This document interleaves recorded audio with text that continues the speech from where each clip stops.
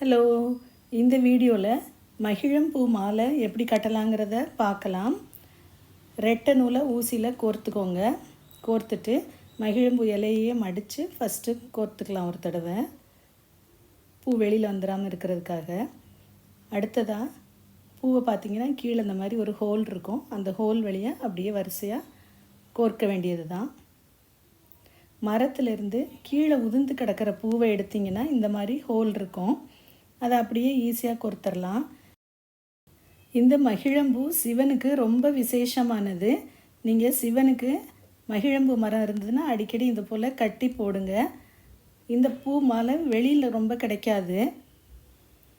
இப்போ இந்த மகிழம்பூவை நம்ம மரத்துலேருந்து பறித்தோன்னா இந்த மாதிரி பின்னாடி ஒரு காம்பு இருக்கும்.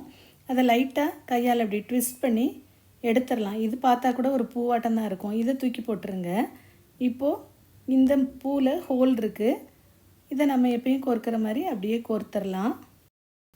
சிவனுக்கு ரொம்ப ரொம்ப விசேஷமான இந்த மகிழம்பூ மாலை எல்லா பூக்கடைகள்லையும் கிடைக்கிறது கிடையாது.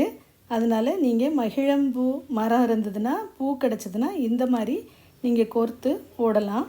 இப்போது அந்த பச்சை இலையை எடுத்துகிட்டு ஸ்டார்டிங் பாயிண்ட்டையும் கடைசியில் உள்ள நூலையும் சேர்த்து முடிச்சு போட்டு கட் பண்ணிடலாம். மகிழம்பூ மாலை சூப்பராக ரெடி ஆயிடுச்சு. இந்த வீடியோ பிடிச்சிருந்ததுன்னா லைக் பண்ணுங்கள், சப்ஸ்கிரைப் பண்ணுங்கள். தேங்க்யூ ஃபார் வாட்சிங்.